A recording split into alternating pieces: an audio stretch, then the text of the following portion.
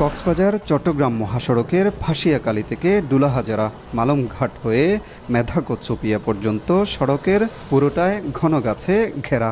কোথাও নেই সড়কবাতি। সন্ধ্যা নামলেই এলাকায় ভর করে ডাকাতের ভয়।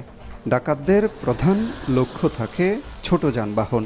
দিনের বেলায় তারা লুকিয়ে থাকে বনের ভেতর, আর সন্ধ্যা থেকে ভোররাত পর্যন্ত মহাসড়ক ও আশপাশের গ্রামে চালায় লুট, ছিনতাই ও হত্যাযজ্ঞ।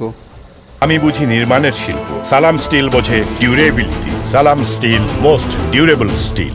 এই মহাসড়ক দিনের বেলায় যতটা ব্যস্ত থাকে, রাত নামলে ঠিক ততটাই ভুতুড়ে হয়ে ওঠে। দুই পাশে ঘন বন এবং চারদিকে গা ছমছম পরিবেশ। স্থানীয়দের অভিযোগ, এমন সময়েই সক্রিয় হয়ে ওঠে ডাকাত চক্র। 19 সেপ্টেম্বর চকরিয়ার ফাঁসিয়াকালীর হাঁসেরদিঘি এলাকায় ডাকাতরা মহাসড়কের দুই পাশে রশি টেনে ফেলে দেয় চলন্ত মোটরসাইকেল আরোহীকে।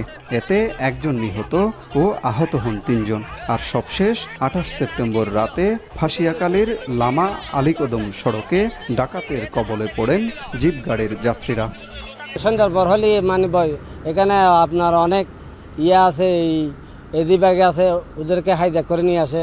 যাত্রী সাজে চলে আসে, গাড়িটা ও চুরি ধরে ড্রাইভারকে নামাই দিয়ে গাড়িটা নিয়ে চলে যায়। রিজার্ভ পাড়া বলতে বেগুন ডাহাইত প্রত্যেক ঘর ডাহাইতেরও শেষ হলে তেও ডাহাইতেও যে আসর দিবে ডাহাই না। বইয়ের কারণে তো গাড়িগুলো চলাইতে পারি নাই। মগের উপর আগে আমরা বাড়িতে চলে যাই। তো আমরা যদিও বা একটু সাবধানতা অবলম্বন করে চলি, তারপরেও আগে শুনছিলাম যে একটু রাত গভীর হলে হয় বা দীর্ঘ রাতে হয়। এখন তো দেখতেছি যে এটা আরও সকাল সকাল চলে আসছে। স্থানীয় চেয়ারম্যান জানান, রিজার্ভপাড়া ও হাঁসেরদিঘি এলাকায় কিছু ডাকাত, ছিনতাইকারী চক্রসহ ইয়াবা সেবীরেও জড়িয়ে পড়ছে অপরাধে। তাই নিরাপত্তা নিশ্চিতে ইউনিয়নের কয়েকটি গ্রামে রাতে পাহারার ব্যবস্থা করা হয়েছে। এখন রেল স্টেশনটা এমন জায়গায় হয়েছে, আগে থেকে যে এলাকাটা খারাপ, ওই জায়গায় রেল স্টেশন এসেছে তাও আরও খারাপ হয়ে যাচ্ছে। আমরা অবশ্যই এখানে পুলিশ পাহারা দেওয়ার জন্য একটা স্টেশন মাস্টারকে নিয়ে একটা আবেদন দিচ্ছি প্রশাসন বরাবর। দেখি একটা যদি পার্মানেন্ট যদি কোনো পুলিশ থাকে তাহলে এটা প্রতিরোধ করা। আইনশৃঙ্খলা বাহিনী বলছে, ডাকাতি প্রতিরোধে সড়কে মাঝে মধ্যে বিশেষ টহল চালানো হচ্ছে। ডাকাত চক্রে জড়িত রয়েছে কক্সবাজার ও পার্শ্ববর্তী বান্দরবানের লামার বাসিন্দারা। দুর্গম পাহাড়ি এলাকা, এখানে প্রায় সময় ডাকাতি ছিনতাই হয়ে থাকে।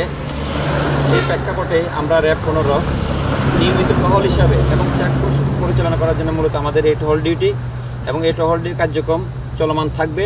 প্রত্যেকটি ঘটনা আমরা সিনসিয়ারলি পেশাদারিত্বের সাথে নিষ্ঠার সাথে আমরা ফোকাস করছি এবং যাত্রীরা নিরাপদে চলাচল করতে পারে সে লক্ষ্যে আমাদের চেকপোস্ট টহল নিয়মিত আছে। এবং ডাকাত প্রবণের যে এলাকাগুলো যেখানে এই ধরনের ঘটনাগুলো বারবার সংঘটিত হচ্ছে, সেই এলাকায় যেন আমরা নিরাপদ রাখতে পারি সে লক্ষ্যে আমরা নানামুখী পদক্ষেপ নিচ্ছি।